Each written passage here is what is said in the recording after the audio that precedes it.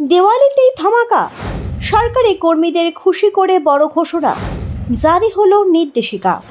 উৎসবের আবহে ফের একবার সরকারি কর্মীদের জন্য সুখবর।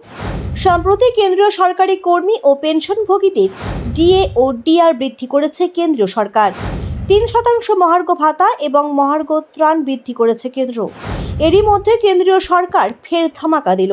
অবসরপ্রাপ্ত সরকারি কর্মচারীদের জন্য নতুন নির্দেশিকা জারি করা হয়েছে সম্প্রতি। প্রাপ্য টাকা সময় মতো প্রদান নিশ্চিত করার লক্ষ্যে এই নির্দেশিকা জারি করা হয়েছে। বলা হয়েছে, সব মন্ত্রক ও সরকারি বিভাগকে নিশ্চিত করতে হবে যে কর্মচারীরা অবসরের আগেই পিপিও জারি করা হয়েছে। নির্দেশিকা বলছে, অবসরপ্রাপ্ত কর্মীর জন্য একজন ওয়েলফেয়ার অফিসার বা পেনশন মিত্র নিয়োগ করা হবে। তার কাজ হবে অবসরপ্রাপ্ত কর্মীদের ফর্ম পূরণ এবং অন্যান্য প্রয়োজনীয় কাগজপত্রের কাজে সহায়তা করা।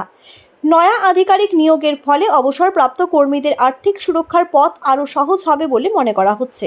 জানিয়ে রাখি, অবসরপ্রাপ্ত কর্মীদের পেনশন সংক্রান্ত সমস্ত প্রক্রিয়ায় সাহায্য করাই হবে এবং আধিকারিকদের মূল কাজ পেনশনভোগীর মৃত্যুর পর তার পরিবারের সদস্যদেরও প্রয়োজনীয় কাগজপত্র তৈরিতে যাতে কোনো সমস্যায় না পড়েন তা দেখবেন তারা। এর ফলে পেনশন সংক্রান্ত জটিলতা কমবে বলে আশাবাদী সকলেই। নয়া নির্দেশিকায় স্পষ্ট করা হয়েছে, ভিজিল্যান্স ক্লিয়ারেন্সের অভাবে পেনশন আটকে রাখা যাবে না। প্রতিটি মন্ত্রক এবং বিভাগকে অবসর গ্রহণের 3 মাস আগে কর্মীদের ভিজিল্যান্স ক্লিয়ারেন্স জারি করার কথা বলা হয়েছে। এর ফলে পেনশন হাতে পেতে অপেক্ষা কমবে। কেন্দ্র সরকার সমস্ত বিভাগকে কর্মচারীদের সার্ভিস রেকর্ড ডিজিটালাইজ করার নির্দেশ দিয়েছেন।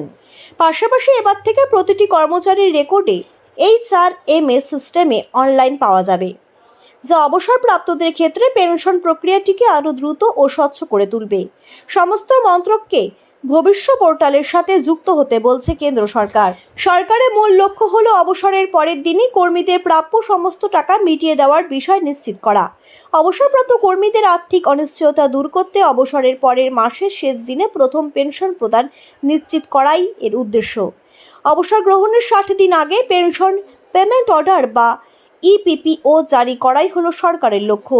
কেন্দ্র সরকারের এই নয়া নির্দেশিকার ফলে অধিকাংশেই চিন্তামুক্ত হলেন পেনশনভোগীরা। উৎসবের মরশুমে সরকারের এই সিদ্ধান্তে খুশি সরকারি কর্মীরা।